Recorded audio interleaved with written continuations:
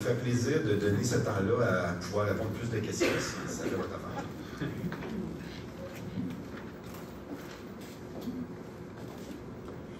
Bien, merci beaucoup. Alors, j'ai encore une fois beaucoup de questions. Un sujet que vous n'avez pas abordé, la circulation.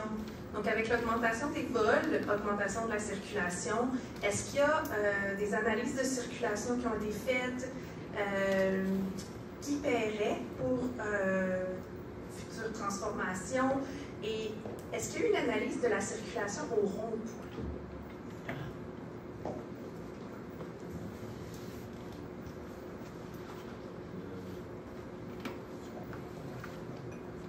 Est-ce qu'on peut préciser Jamais janvier, rond-point. Ah oui, jamais janvier, c'est d'hiver. Sous la 116. Oh, on appelle ça un rond-point. Oui. Je n'étais pas familier avec cette Juste on appelle ça un rond-point. oui, c'est l'endroit. Oui, La 116, jamais janvier. C'est l'endroit de congestionner de Longueuil. Oui, c'est la pire place. La ville mène des comptages à toutes les années pour avoir l'état, les niveaux de débit de circulation sur son réseau. Je sais que Dachel a mené aussi récemment une étude de circulation plus particulière pour son territoire. S'il y avait nécessité d'augmenter la capacité du réseau routier à l'aéroport, il y aurait des ententes qui devraient intervenir entre Dachel et la ville. Une entente relative aux travaux municipaux pour établir qui paie, comme pour un promoteur immobilier. Pour donner un exemple simple, un centre d'achat, ça oblige la construction de l'installation de feux de circulation et le réaménagement d'une intersection. Bien, ces frais-là sont payés par le promoteur via une entente relative aux travaux municipaux qui est entérinée au conseil municipal. Donc, quand c'est des coûts qui sont requis pour desservir un usage en particulier, bien, c'est cet usage-là ou ce propriétaire-là qui va desservir les coûts d'infrastructure la plupart du temps. Je vous donne un exemple général parce qu'il n'y a pas ce genre de discussion-là actuellement en cours avec l'aéroport. J'essaie de me souvenir. Chemin Chambly 116, c'est effectivement l'intersection la plus problématique de toute la ville. Il y a des fameux échangeurs Edna Maricourt qui est dans l'air depuis je ne sais pas combien d'années ou de décennies. Plusieurs études ont été faites là-dessus. Pas de budget de voter pour ça non plus. Est-ce que ça sera cette solution-là exacte ou pas? Mais évidemment, on est tous au courant que c'est un secteur extrêmement congestionné. Je sais qu'il y a aussi des... Parce que bon, quand on parle de la 116, on parle quand même d'une route là, qui est de juridiction du ministère des Transports. Alors je sais qu'il y a aussi des discussions avec le gouvernement du Québec, parce que c'est un problème quand même qui est identifié quand même depuis plusieurs années. Alors, mais pour l'instant, on est encore à l'étape des discussions. Peut-être un petit complément, j'ai oublié de mentionner ça, c'est-à-dire que dans les usages, dans le règlement de zonage, dans les usages qu'on autorise, la ville possède un certain nombre de terrains qu'elle vend. On cherche à attirer des entreprises qui ne génèrent pas trop de camionnage et de déplacement. L'exception, c'est peut-être Amazon. Autrement, on cherche des usages qui généreraient pas ce volume de déplacement. Et si c'était le cas, on tendrait à les situer plus proche de Clairvue pour qu'ils utilisent la 30 et pour pas qu'ils aillent à utiliser l'intersection. Donc ça, c'est une solution qu'on a mis là. On change de sujet. Les GES. Alors, j'avais la question ici, quel est le plan de la ville pour réduire les GES? Mais j'en ai une autre qui est complémentaire. Donc, ayant adhéré le 22 avril à la course aux villes vers Pau, de quelle façon comptez-vous pallier à l'augmentation des GES, qu'entraînera l'augmentation des vols?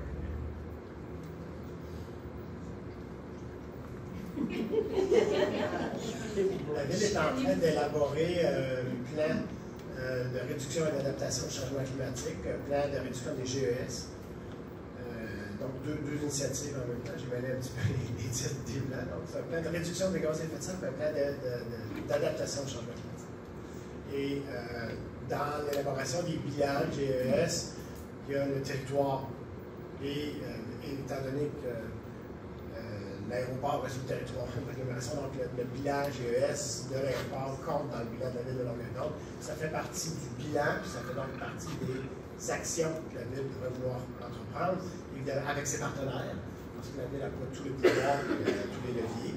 Donc, ce serait des actions qui devraient être prises en collaboration avec Dachel dans ce cas-ci.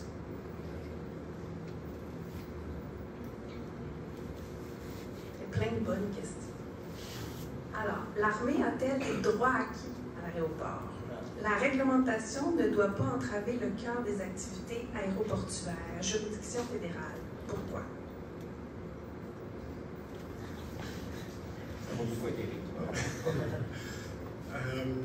En fait, là, je ne ferai pas un cours de constitution, mais il faudrait remonter à l'acte de l'Amérique du Nord britannique, qui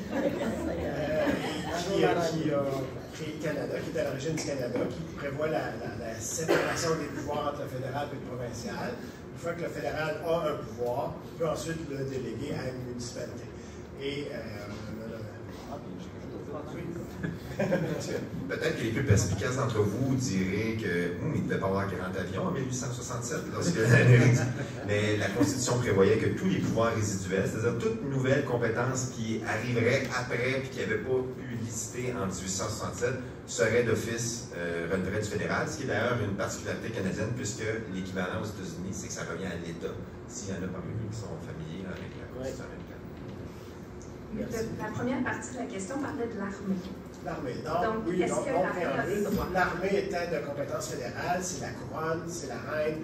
La reine est pas. On va s'habituer. Alors, la reine n'est pas assujettie à ses sujets. Hein? La couronne n'est pas assujettie à ses sujets. Il y a une phrase plus juridique que ça, mais de la même façon que le provincial, c'est-à-dire que le provincial, lorsqu'il construit une école ou n'est pas assujetti pour une école, c'est pas vrai, mais un hôpital n'est pas assujetti aux règlements municipaux. Ils le font par courtoisie, bon voisinage, mais un ordre de gouvernement supérieur n'est pas assujetti aux lois des gouvernements inférieurs. C'est ça la règle.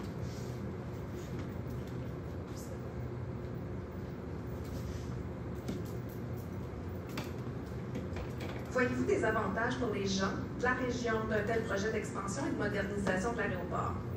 Par exemple, emploi, activités économiques, stationnement supplémentaire. Puis, j'ajouterais à ça, est-ce que la Ville peut effectuer une étude sur le bruit sonore? Est-ce qu'il y a un développement de murs anti-bruit sur la 116 pour atténuer le bruit? Donc, c'est un... Je vais tenter de répondre du mieux que je peux. On a déjà mentionné que l'aéroport est un moteur économique important. Si l'aéroport, les activités de l'aéroport prennent de l'ampleur, j'imagine que ça va augmenter l'activité économique, ce qui est jugé comme souhaitable au sens de notre place d'urbanisme et de nos règlements et tout ça. Je ne l'ai pas mentionné tout à l'heure, mais dans le schéma d'aménagement, il est prévu que si il y a un changement de vocation, une intensification dans les activités de l'aéroport, qu'effectivement, les courbes nefs, que je mentionnais tout à l'heure, devrait avoir une étude sonore pour ajuster ces courbes nefs-là. S'il y avait un changement dans les pistes, par exemple, ou une piste est abandonnée, il y aurait moins d'impact sonore. Donc, s'il y avait un changement important dans les activités, il y aurait une étude sonore qui serait conduite, on réajusterait les courbes nefs et donc le cadre réglementaire suivrait aussi.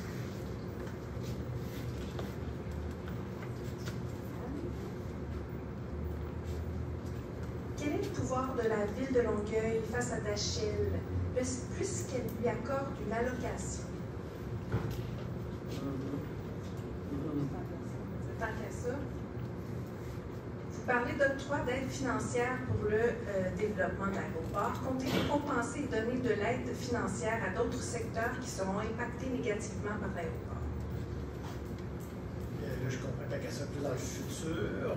Aujourd'hui, ce qui existe, j'ai mentionné le programme au niveau de l'isolation des bâtiments. C'est un programme d'aide financière destiné aux résidents, propriétaires résidentiels. L'aide financière que je mentionnais tout à l'heure pour accueillir les entreprises n'est pas de la Dashiell. C'est donné aux entreprises qui s'installent sur le territoire de l'aéroport. Puis la question du pouvoir, est-ce que la Ville de Longueuil a une certaine forme de pouvoir face à l'organisation, l'aménagement, etc. Bien, on a 3 sièges, je crois, au conseil d'administration. Je veux dire, il y a des relations continuelles avec les gens de l'aéroport, les relations sont bonnes. C'est plus de cette façon-là que la Ville exercerait, si on veut, plus un pouvoir d'influence. Si je peux me permettre, en termes si on parle du conseil d'administration, hein, c'était bizarre. Eh bien, un peu, si vous êtes familier avec les principes de gouvernance, du moment que quelqu'un est membre d'un conseil d'agglomération, ça c'est ma déformation longueuilloise, d'un conseil d'administration, sa loyauté devient d'abord à l'entreprise ou à l'organisation sur laquelle il siège. Donc, même si c'est quelqu'un qui est nommé puis qu'on est, on est l'organisme qui nomme ces personnes-là, il est présumé toujours, et c'est le devoir de ces personnes-là d'agir dans leurs décisions toujours dans le meilleur intérêt de l'organisme sur lequel ils siègent. Et ça s'applique pas juste à Dachel, c'est vraiment une règle de base de gouvernance. Donc, il ne faut pas penser que parce que la Ville nomme 3 personnes sur le conseil d'administration, ils sont là pour prendre des décisions ou voter en fonction de ce que la Ville leur dit de faire ou de ce qui est dans le strict intérêt de la Ville. C'est pas ça le principe. Le principe, c'est que leur loyauté est à l'organisme sur lequel ils siègent. Un autre sujet. Advenant un développement de l'aéroport de Saint-Hubert et de l'augmentation des infrastructures sur son territoire, la Ville de Longueuil envisage-t-elle de construire une caserne de pompiers et prévoit-elle une formation spécialisée de ces pompiers pour des interventions avec des avions? Si oui, quels sont les coûts? Ce qui est de la caserne, moi, pour l'instant, en tout cas, il n'y a pas de projet de caserne à notre connaissance qui est prévu, mais pour ce qui est de la formation, le service de sécurité incendie de l'agglomération de Longueuil a des pompiers qui sont formés pour pouvoir intervenir, puisque dans notre schéma de couverture de risque, vous savez, ce document-là où on énumère tous les risques potentiels qui se trouvent sur notre territoire. Toutes les municipalités doivent produire ça. Mais l'aéroport y est, donc il faut gérer ces risques-là. Et donc, nos pompiers ont la formation et l'expertise pour intervenir. Je ne pourrais pas toutefois répondre. Je peux peut-être prendre ça en délibéré, là, si vous pouvez me la refaire parvenir. Je vais voir si on a isolé dans le budget du CIAL cette donnée-là. Mais en tout cas, il y a une formation et ils savent comment intervenir. Je rajouterais peut-être, je voyais Mme Ferrand, j'imagine que c'est un avion qui s'écrase. Et ça fait partie des services rendus par le CIAL qui un plan de mesure d'urgence. Donc, tout aléa, que ce soit le déraillement de train, écrasement d'avion, peu importe le type d'aléa, il y a des plans de mesure d'urgence qui sont en place pour en tenir compte.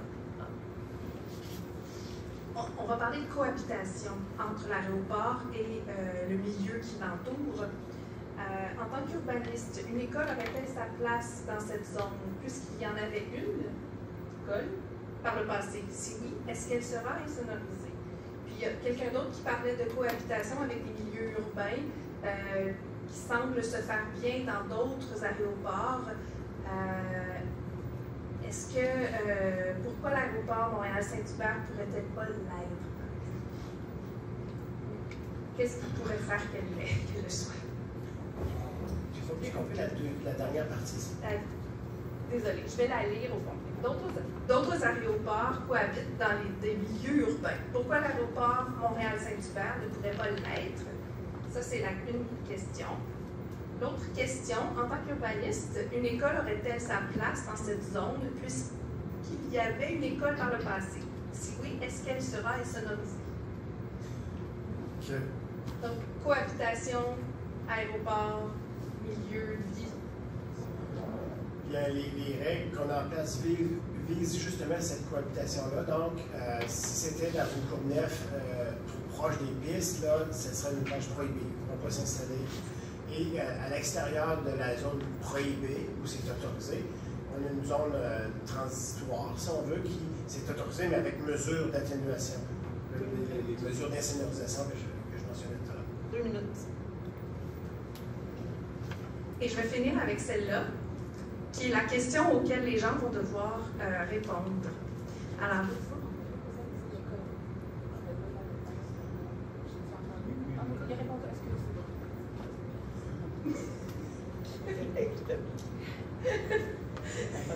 Alors, 20 secondes. La question auquel les membres du panel vont devoir répondre, qui est celle-là. Existe-t-il des conditions qui pourraient rendre l'augmentation des vols à l'aéroport Montréal-Saint-Hubert acceptable? Si oui, lesquelles? Sinon, pourquoi? Elle est juste derrière vous, si vous voulez la lire. Oui, ben on la connaissait puisqu'on nous avait informé. Le présent. personnellement, je crois qu'on n'est pas à l'aise de répondre à cette question-là. Non, mais premièrement, le but ici n'est pas de vous dire quoi penser ou de quoi que ce soit. Puis nous, sincèrement, notre but en venant ici, c'est de vous alimenter, tout ça, et vous permettre de faire cette réflexion-là. Et certainement pas de vous dicter ou de vous dire qu'est-ce qu'on s'attend à ce que vous répondez. Je pense que ce serait un peu fausser le jeu du processus de consultation que vous participez. Donc, bien que j'apprécie, puis je suis déçu pour la personne là, qui est peut-être un peu déçue de ma réponse, mais je pense que c'est la position la plus sage qu'on peut avoir à ce moment-ci. Mais on a bien hâte d'entendre votre réponse. Alors, j'ai 30 secondes, ça a l'air. Il faudrait que je réussisse à la ligne. Est-ce que la Ville a un projet de construction? Est-ce que la Ville a un projet de construction d'hôtels de commerce autour de l'aéroport? À ma connaissance, le seul hôtel qu'on a, c'est l'hôtel de ville. Donc, est-ce que la Ville a... peut-être la question, je vais la prendre autrement. Est-ce que la Ville, il y a un permis pour une construction d'hôtel pour laquelle la Ville aurait délivré un papier ou qu'on... Non, on n'a pas de projet. Et c'est terminé!